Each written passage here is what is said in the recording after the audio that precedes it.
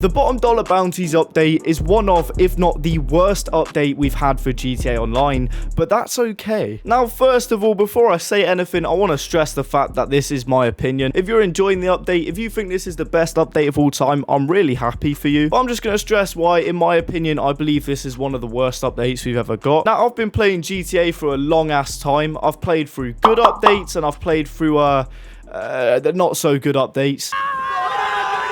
Well, maybe you should just go ahead and die. But I just think straight off the bat, this update adds the least amount of content of any recent update. Like, outside of the bounty missions and the cop car work, there's fuck all. I wouldn't mind it just being missions, because the last few updates have just been missions, but the payout isn't worth it, and the missions aren't even that interesting. It's quite literally go somewhere, kill or capture someone, and bring them back dead or alive, and you get a small ass payout. Even for the big bounty, it's just going to be about 100k. And for the time you spend doing these missions, you're better off doing literally anything else. But to be honest, when it comes to GTA Online in 2024, I don't think many people care about money too much, because the game's like, what, 11 years old now? We're all rich, unless you're just starting the game, of course. But even from a fun standpoint, like I said, these missions aren't fun. And from a grinder's standpoint, they aren't making you a lot of money. So what purpose do these missions have? Now, I haven't done the cop car work yet that you can get, I think, if you own like one of the cop vehicles. But to be honest, I think the cop car work is a nice addition to the game, and I can't complain at all when it comes to that. But it does bring me on to the next point, which is outside of the missions, there's literally nothing going for this DLC. Because I'll be the one to say it, the vehicles with this update are fucking boring. And I know, like I said, money isn't really an issue in 2024,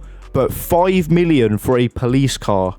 Are you joking? Now, I believe the core part of the update being poor, which in this case is the missions, can be excused if the vehicles are fun and interesting, but these aren't. The only tiniest bit of fun out of these vehicles is if you're someone who likes to roleplay and you have all these new police cars. I don't know how it's taken this long for police vehicles to be added. I feel like they should have been added like 5 years ago, but the only people they actually appeal to are people who like roleplaying. And I feel like, similar to the taxi work, people might, you know, roleplay for a week or two and then just forget about it. And that's only for console players, because if you play GTA on PC and you want to roleplay, 5M. As for the rest of the vehicles, they're just cars, and I don't know if they're decent ones at that. If you're a car guy, I'm sure you're buzzing, but let's face it, they add cars with every single update, and, you know, that's expected. But it would have been nice to see some other fun vehicles, maybe like a new plane, helicopter, tank, something like that, because the car scene isn't the only scene in GTA Online. A lot of people get a lot of fun from these fun military vehicles, like especially the PvP community. Some new vehicle to change up the meta would be nice, or just add a new sort of play style, or just a new fun vehicle in general. I made a video on this on my TikTok the other day, but Pandora's box has well and truly been opened when it comes to GTA Online. We have flying cars,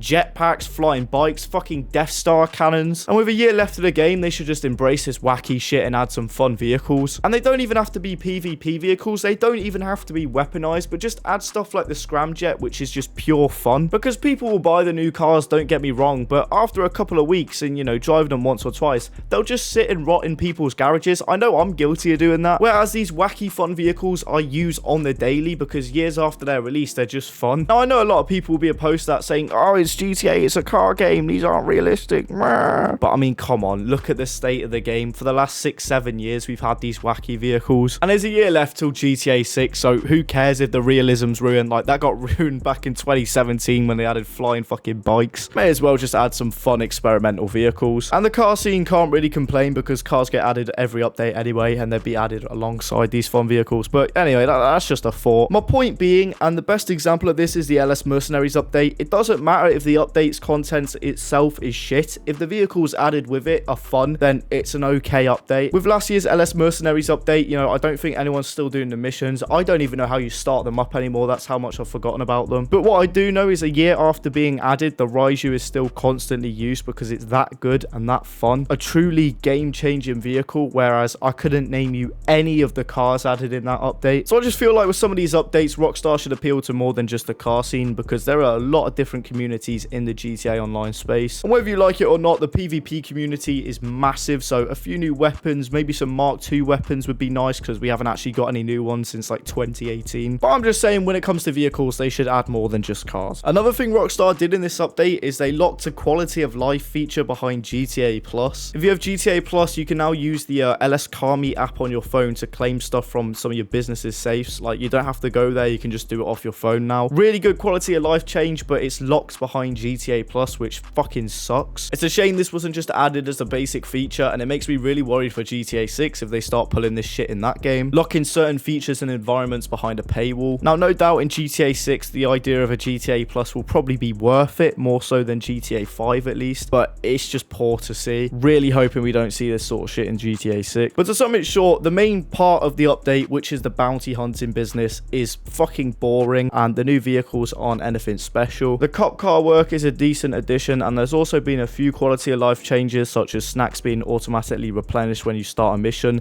That's good, but apart from that, there's literally nothing going for this update. But as I said earlier in the video, that's okay, and that's for one big reason. Bad luck, I guess.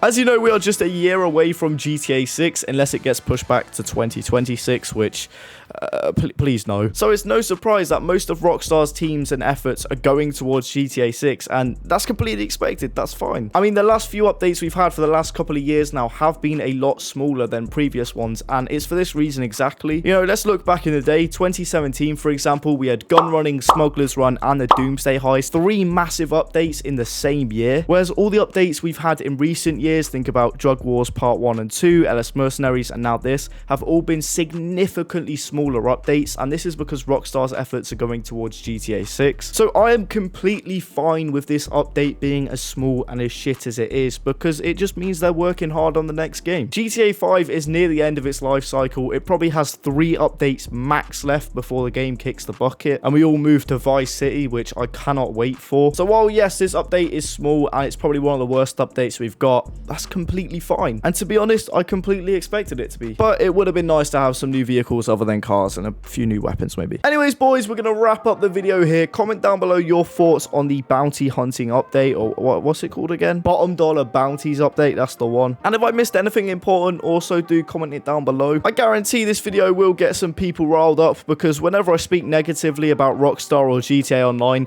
a certain group of people don't tend to that too well. For example, in the past, when I've merely discussed modded accounts getting banned, you know, the grinders, they don't quite like that. But like I said at the very beginning of the video, this is merely my opinion, and if you are enjoying this update and you think it's the best update of all time, again, I'm happy for you. But yeah, comment down below your thoughts on the new update, and I hope to see you guys in the next one. See ya.